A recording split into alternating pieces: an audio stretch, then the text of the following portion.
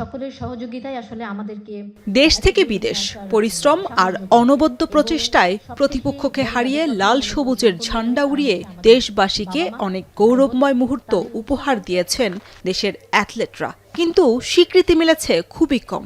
অনেকেরই নিশ্চিত হয়নি সচ্ছলতা। তবে এবার সেই আক্ষেপ ঘুচানোর পালা।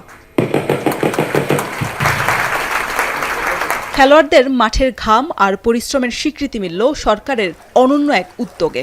দিনটি বাংলাদেশের ক্রীড়া ইতিহাসের পাতায় লেখা থাকবে স্বর্ণাক্ষরে।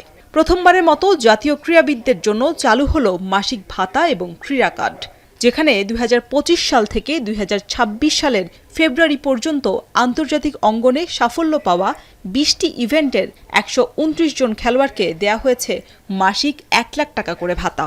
আমাদের দেশের ছেলেমেয়েরা, তরুণ তরুণীরা খেলাধুলাকে পেশা হিসেবে নিয়ে একজন খেলোয়াড় যাতে অর্থনৈতিকভাবে অনিশ্চয়তার মধ্যে না থাকেন, সে লক্ষ্যেই কিন্তু বর্তমান সরকার খেলোয়াড়দেরকে ধারাবাহিকভাবে আমরা যে একটা সুনির্দিষ্ট নীতিমালার ভিত্তিতে আমরা একটা সম্মানী কাঠামোর আওতায় আনার কাজটি বাস্তবায়ন আজকে শুরু করেছি।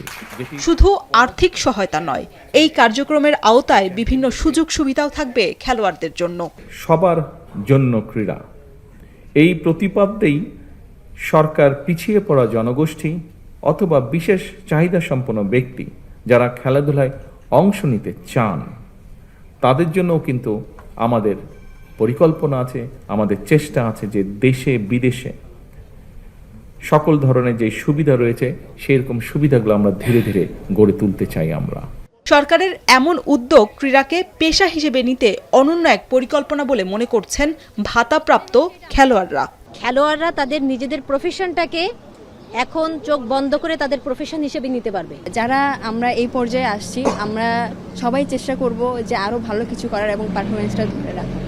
আমার জুনিয়র যে আছে সে আরও আমার থেকেও বেটার চেষ্টা করে আসতে চাবে আমার জায়গা নিতে, তো আমাকেও চেষ্টা করতে হবে আমার ফিটনেস আরও উপরের লেভেলে নিয়ে আমার জায়গাটা ধরে রাখার জন্য। আমাদের মতো ডিসেবল যারা পিছিয়ে পড়া মানুষ আছে, ওরা আমাদের দিকে অনেক ইন্সপায়ার হবে।